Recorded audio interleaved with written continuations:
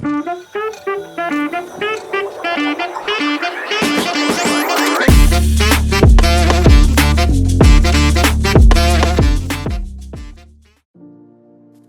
good morning, good afternoon, good evening. Welcome to Daily Practice with Nikhil. Today I have a special guest. My guest is none other than Jyotsna.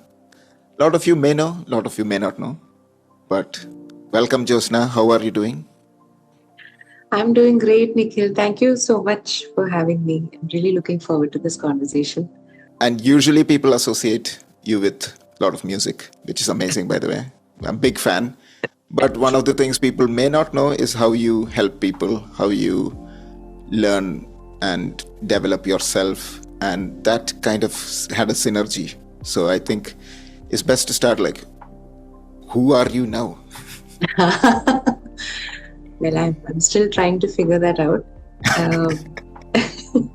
I hope I'll get the answer at some point. I don't know. But yeah, so like you said, when we met, we were both of us, I think, were on this, I don't know, kind of like crossroads where we were kind of being open to a lot of new things in our lives.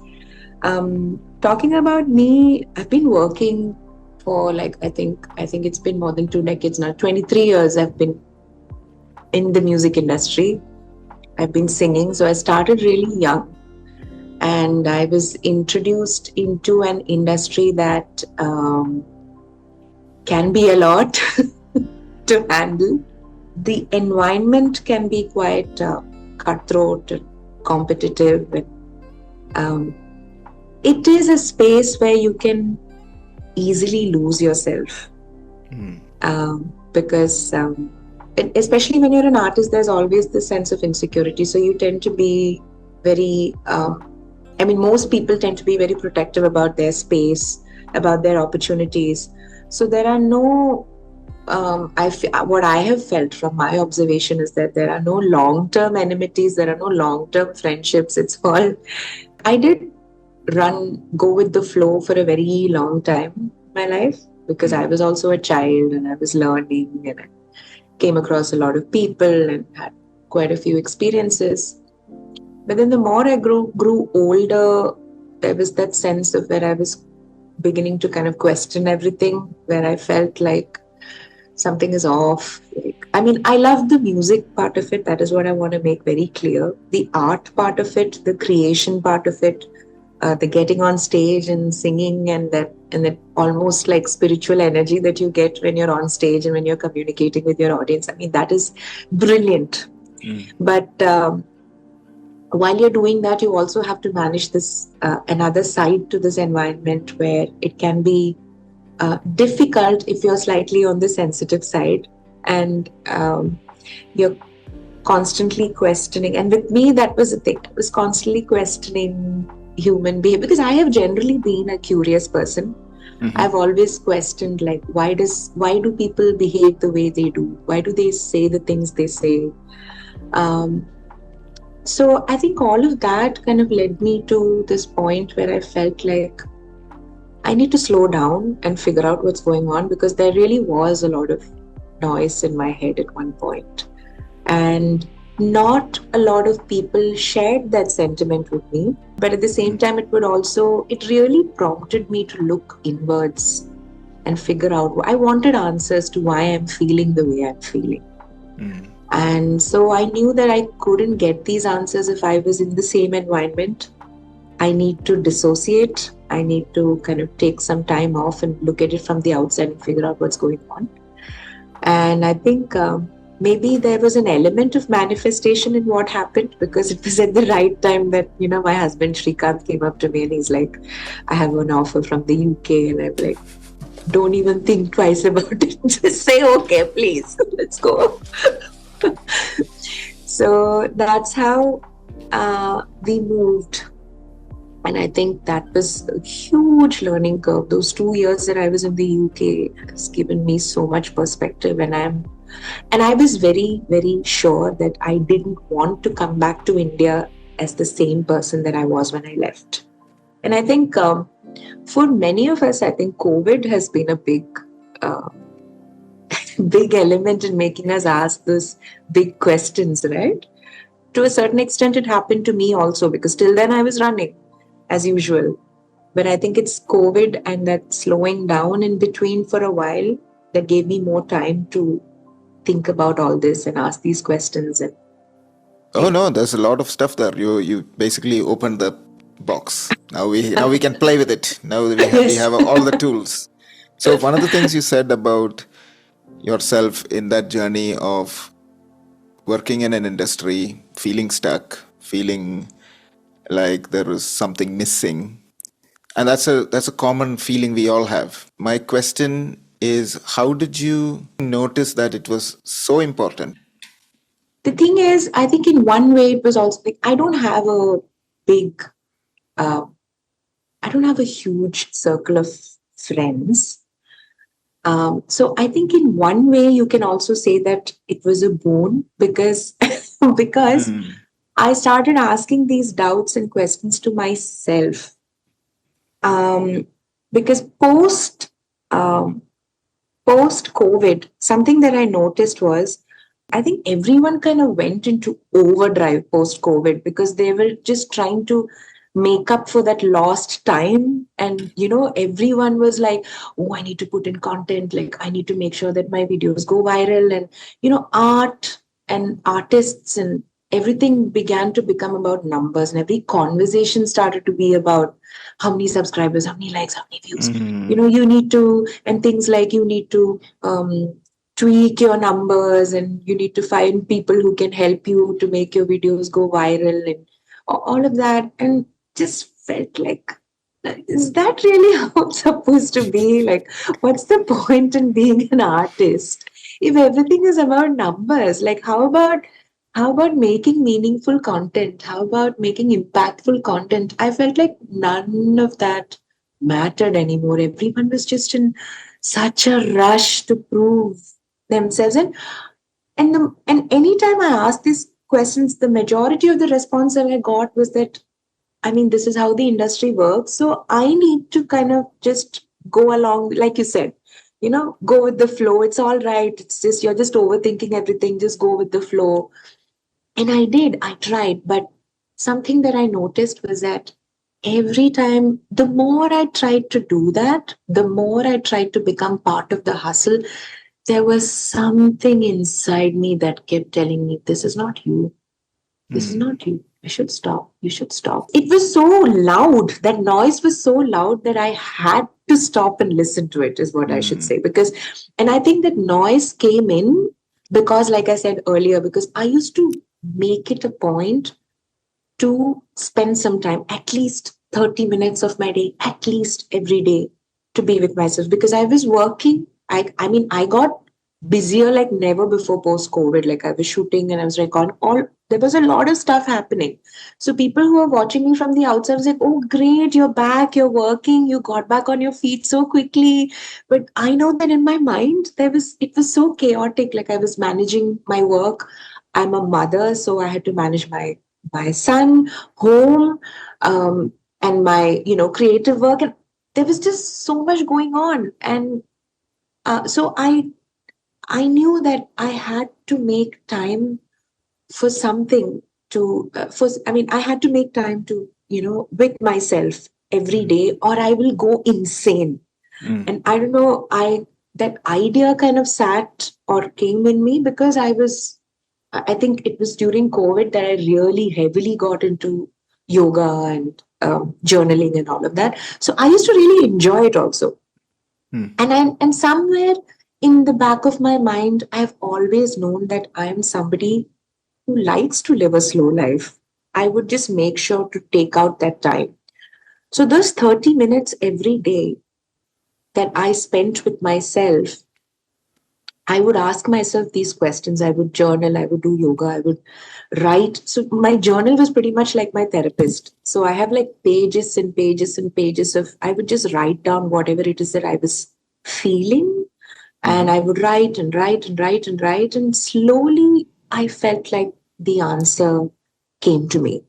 If you ask me what really prompted me to go with that feeling, is if I can pinpoint an answer, would probably my grounding practices, that half an hour or 1 hour that I used to keep aside every day for me. That is a lot of stuff. Again, we have a lot to unpack.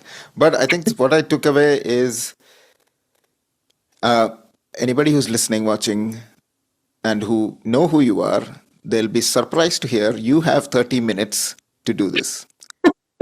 So my point is to everyone who's listening, when people say we don't have time, what we are actually saying is we have not prioritized it in our life, right?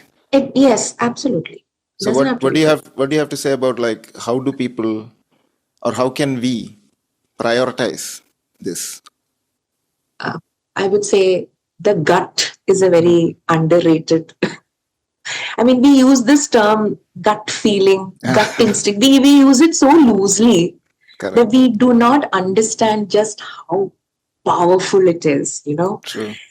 how your gut can communicate with you and how it can really give you signals. It is communicating with you all the time. And it is so important to listen to it.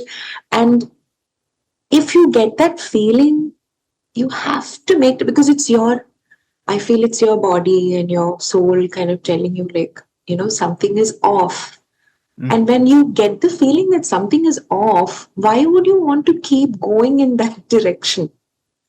You know, Good I question. think, of course, there will be a lot of answers to give, like, family, society, like you said, like no time, but it will catch up with you. If you don't make time for it, it will turn up in the form of burnout, depression, anxiety, stress, autoimmune disorders. It is going to show up in your body. It is going to show up in your mind, in your brain.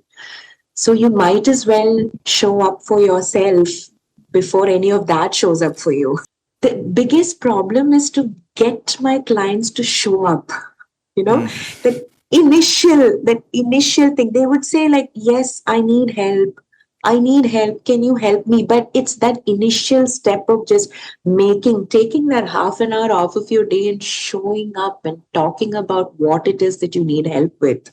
That it's just that initial spark. you Yeah.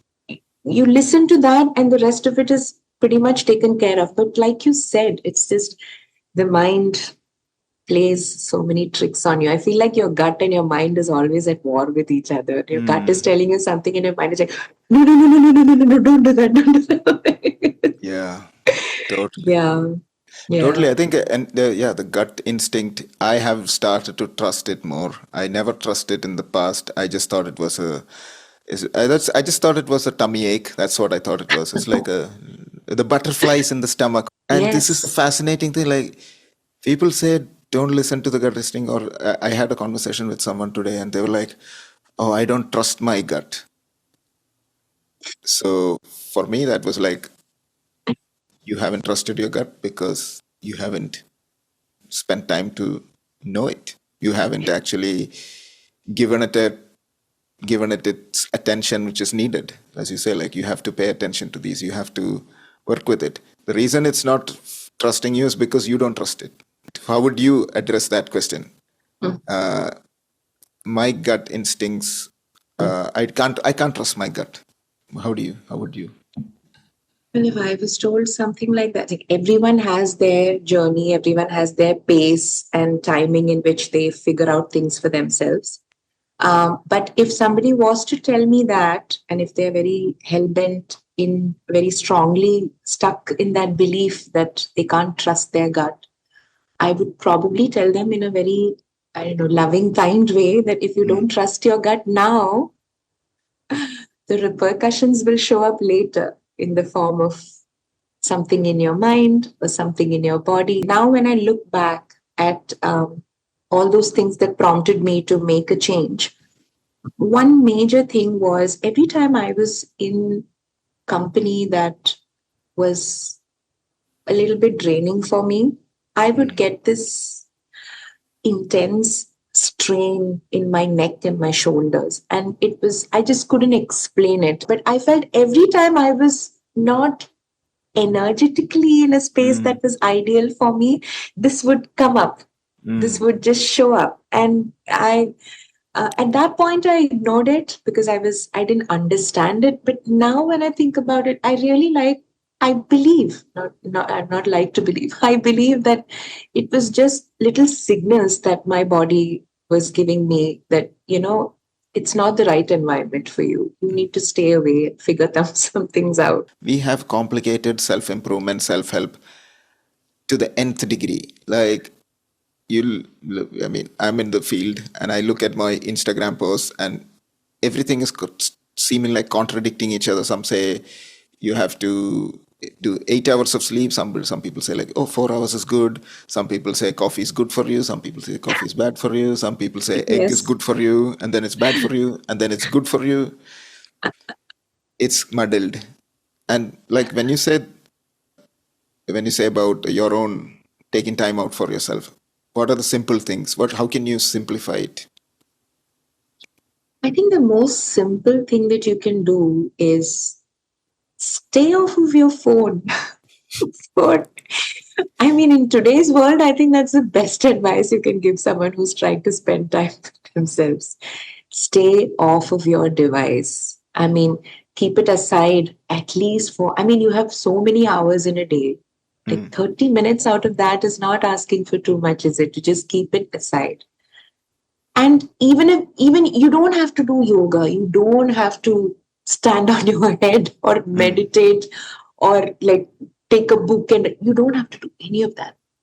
Just spend some time interacting with the people around you in an intentional way, or step out into your garden and spend some time with uh, if you don't have a garden, okay, if you're living in an apartment, like go me. down. Yeah, like you, step out, go outside, go for a walk. You know, just something that will give you very valuable time with yourself.